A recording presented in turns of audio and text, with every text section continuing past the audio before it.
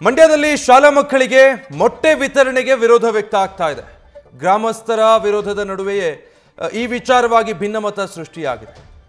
ಮೊಟ್ಟೆ ಕತೆ ಶಾಲಾ ಮಕ್ಕಳಿಗೆ ಮೊಟ್ಟೆ ವಿತರಣೆಯಾಗೋದು ಬೇಡ ಅನ್ನೋದು ಪರ ವಿರೋಧದ ಚರ್ಚೆ.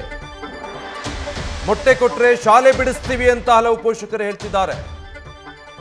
ಇಲ್ಲಿರೋದು 120 ಮಕ್ಕಳು, ಅದರಲ್ಲಿ 80 ಮಕ್ಕಳು ಶಾಲೆ ಬಿಡುವಂತ ಆತಂಕ ಇದೆ.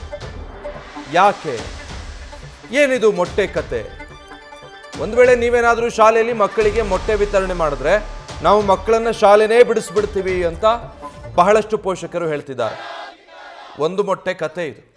ಮಂಡ್ಯದ ಆಲಕೆರೆ ಗ್ರಾಮದಲ್ಲಿ ಗ್ರಾಮಸ್ಥರಲ್ಲೇ ಈ ರೀತಿ ಭಿನ್ನಮತ ಇದೆ. ಅಂದರೆ ಕೆಲವರು ಮೊಟ್ಟೆ ವಿತರಣೆ ಮಾಡಬೇಕು ಅಂತಾರೆ, ಬಹುತೇಕರು ಅದು ಬೇಡವೇ ಬೇಡ ಅಂತಾರೆ.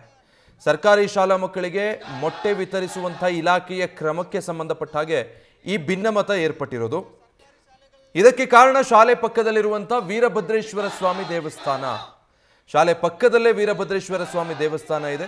ಹಿಂದಿನಿಂದಲೂ ಕೂಡ ಈ ದೇಗುಲದ ಸುತ್ತಮುತ್ತ ಮಾಂಸಾಹಾರವನ್ನು ನಿಷೇಧ ಮಾಡಲಾಗಿದೆ. ಹೀಗಾಗಿ ಶಾಲೆಯಲ್ಲಿ ಮೊಟ್ಟೆ ವಿತರಣೆ ಮಾಡೋದು ಬೇಡ ಅಂತ ಜನ ಹೇಳ್ತಿದ್ದಾರೆ. SDMC ಕೂಡ ಮೊಟ್ಟೆ ವಿತರಣೆ ಬೇಡ ಅಂತ ಹೇಳಿ ನಿರ್ಧಾರ ಕೈಗೊಂಡಿದೆ. 3 ವರ್ಷಗಳಿಂದ ಮೊಟ್ಟೆ ಬದಲು ಬಾಳೆಹಣ್ಣು ಮತ್ತು ಕಡಲೆ ಚಿಕ್ಕಿಯನ್ನು ಇಲ್ಲಿ ವಿತರಣೆ ಮಾಡ್ತಾ ಇದ್ರಂತೆ. ಆದರೆ ಈಗ ಮತ್ತೆ ಮೊಟ್ಟೆ ವಿತರಣೆ ಮಾಡೋದಕ್ಕೆ ಅಂತ ಕ್ರಮ ಕೈಗೊಳ್ಳಲಾಗ್ತಾ ಇದೆ. ಒಂದು ವೇಳೆ ಏನಾದರೂ ಮೊಟ್ಟೆ ವಿತರಣೆ ಮಾಡಿದರೆ 80ಕ್ಕೂ ಹೆಚ್ಚು ಮಕ್ಕಳ ಪೋಷಕರು ನಾವು ಮಕ್ಕಳನ್ನ ಶಾಲೆ ಬಿಡಿಸ್ತೀವಿ ಅಂತಿದ್ದಾರೆ. ಧಾರ್ಮಿಕ ಭಾವನೆಗೆ ಧಕ್ಕೆ ತರೋ ಹುನ್ನಾರ ನಡೀತಾ ಇದೆ ಅಂತ ಕೆಲವು ಗ್ರಾಮಸ್ಥರು ಹೇಳ್ತಿದ್ದಾರೆ. ಮೊಟ್ಟೆ ತಿನ್ನೋ ಮಕ್ಕಳಿಗೆ ಬೇಕಾದರೆ ಅವರ ಮನೆಗಳಿಗೆ ಮೊಟ್ಟೆ ತಲುಪಿಸಿ, ಆದರೆ ಶಾಲೆಯಲ್ಲಿ ಮೊಟ್ಟೆ ವಿತರಣೆ ಬೇಡ ಅಂತ ಗ್ರಾಮಸ್ಥರು ಹೇಳ್ತಿದ್ದಾರೆ. ಮೊಟ್ಟೆ ಕೊಡೋದಾದರೆ ನಮ್ಮ ಮಕ್ಕಳಿಗೆ TC ಕೊಡಿ ಅಂತ ಒತ್ತಾಯ ಮಾಡ್ತಿದ್ದಾರೆ.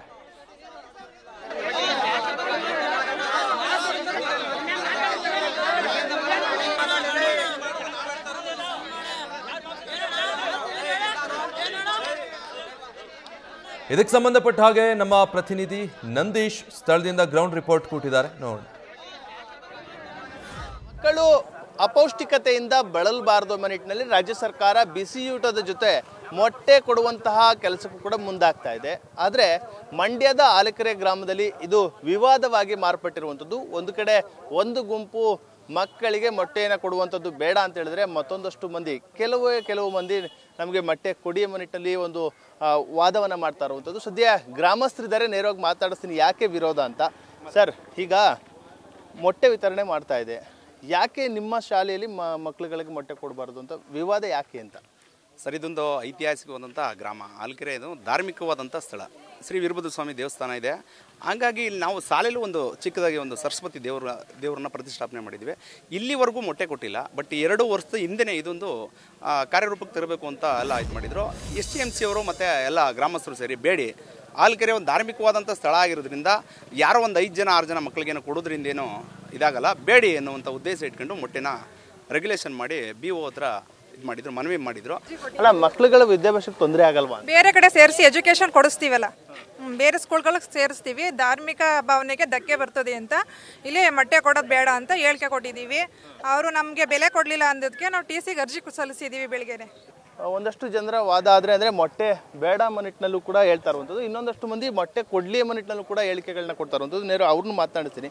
ಸರ್, ಈಗ ಅವರೆಲ್ಲ ಹೇಳ್ತಾ ಇದ್ದಾರೆ ಮೊಟ್ಟೆ ಬೇಡ ಅಂತ, ಇವಾಗ ನೀವು ಮೊಟ್ಟೆ ಬೇಕು ಅಂತ ಹೇಳ್ತೀರಿ, ಏನು ಹೇಳ್ತೀರಿ, ಯಾಕೆ ಅಂತ?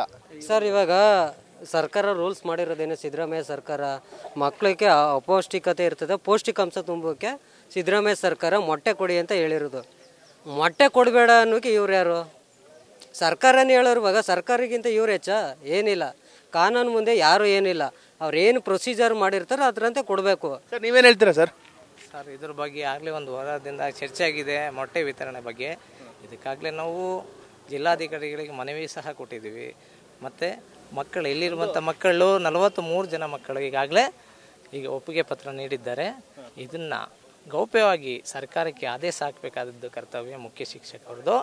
ಅವರು ಈ ಸವರ್ಣೀಯರ ಜೊತೆ ಸೇರಿ ಅದನ್ನು ಲೀಕ್ ಮಾಡಿ ಈ ಘಟನೆಗಳಿಗೆಲ್ಲ ಕಾರಣ ಆಗಿದ್ದಾರೆ. ಈಗ ಸರ್, 3-4 ವರ್ಷದಿಂದ ಮೊಟ್ಟೆ ಕೊಡೋಕೆ ಆದೇಶ ಆಗಿರುವಂಥದ್ದು. ಆದರೆ ಇದುವರೆಗೂ ಯಾಕೆ ಕೊಟ್ಟೇ ಇಲ್ವಾ ಮೊಟ್ಟೆನ ಇಲ್ಲಿ ಜಾರಿಗೆ ತಂದಿರ? ಇಲ್ಲ ಸರ್, ಕೊಟ್ಟಿಲ್ಲ ಸರ್.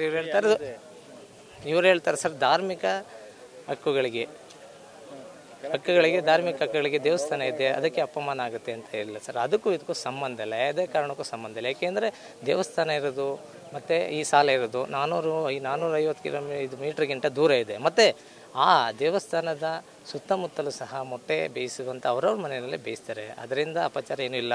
ಏನು ಸರ್ಕಾರದಿಂದ ಪೂರಕ ಪೌಷ್ಟಿಕಾಂಶ ದೊರೀಬೇಕು ಅಂತ ಮಕ್ಕಳಿಗೆ ನಾವು ಈಗ ಹೋರಾಟ ಮಾಡ್ತಾ ಇದ್ದೀವಿ, ಅದನ್ನು ಸಿಗಬೇಕು ಅಂತ ನಾವು ಕೇಳ್ತಾ ಇದ್ದೀವಿ. ತಿನ್ನೋರಿಗೆ ನಾವು ಪ್ರಚೋದನೆ ಕೊಡ್ತಲ್ಲ, ತಿನ್ನಿ ಅಂತಲೂ ಹೇಳ್ತಲ್ಲ, ಆಯ್ತಾ.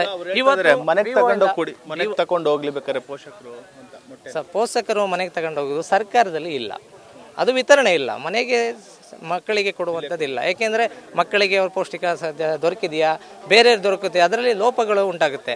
ಆದ ಕಾರಣ ಮನೆಗೆ ಕೊಡುವಂಥದ್ದು ಸರ್ಕಾರದಲ್ಲಿ ಇಲ್ಲ, ಸ್ಥಳದಲ್ಲೇ ಬೇಯಿಸ್ಕೊಡ್ಬೇಕು ಅಂತ ಹೇಳ್ತಾ ಇದ್ದೀವಿ ಸರ್. ಇದಿಷ್ಟು ಆಲಕೆರೆ ಗ್ರಾಮದ ಗ್ರಾಮಸ್ಥರ ಮಾತಾಗಿರುವಂಥದ್ದು. ಅಂದರೆ ಒಂದು ಗುಂಪು ಮೊಟ್ಟೆಯನ್ನು ಯಾವುದೇ ಕಾರಣಕ್ಕೂ ಕೊಡಬೇಡಿ, ನಮ್ಮ ಧಾರ್ಮಿಕ ಭಾವನೆಗೆ ಧಕ್ಕೆ ಆಗುತ್ತೆ ಎಂಬ ಮಾತನ್ನು ಹೇಳ್ತಾ ಇದ್ದಾರೆ. ಇನ್ನೊಂದಷ್ಟು ಮಂದಿ ಮೊಟ್ಟೆಯನ್ನು ಕೊಡಲಿ, ನಮ್ಮ ಮಕ್ಕಳು ಪೌಷ್ಟಿಕವಾಗಿ ಇರಲಿ ಎಂಬ ನಿಟ್ಟಿನಲ್ಲೂ ಕೂಡ ಹೇಳ್ತಾ ಇರುವಂಥದ್ದು. ಸದ್ಯ ಈಗ ಅಧಿಕಾರಿಗಳು ಯಾವ ನಿರ್ಧಾರವನ್ನು ಮಾಡ್ತಾರೆ ಅಂದರೆ, ಕಳೆದ 3 ವರ್ಷಗಳಿಂದಲೂ ಕೂಡ ಮೊಟ್ಟೆಯನ್ನು ವಿತರಣೆ ಮಾಡಿಲ್ಲ, ಈಗಲಾದರೂ ಮಾಡ್ತಾರಾ ಅಥವಾ ಇಲ್ವಾ, ಏನು ಈಗಾಗಲೇ ಮೊಟ್ಟೆನ ಕೊಡಬೇಕು ಅಂತ ಹೇಳಿದ್ದಾರೆ, ಅವರನ್ನು ಮನವೊಲಿಸುವಂಥ ಕೆಲಸವನ್ನು, ಮೊಟ್ಟೆ ಬೇಡ ಅನ್ನುತ್ತಿರುವಂಥ ಜನರು ಮನವೊಲಿಸುವಂಥ ಕೆಲಸವನ್ನು ಮಾಡ್ತಾರೆ ಎಂಬುದನ್ನ ಕಾದು ನೋಡಬೇಕಾಗಿದೆ. ಕ್ಯಾಮ್ರಾ ಪರ್ಸನ್ ಅರ್ಷಿ ಜೊತೆ Nandish, news first Mandya. News first ನಿರ್ಭೀತಿಯಿಂದ ನಿಮ್ಮ ಪರವಾಗಿ.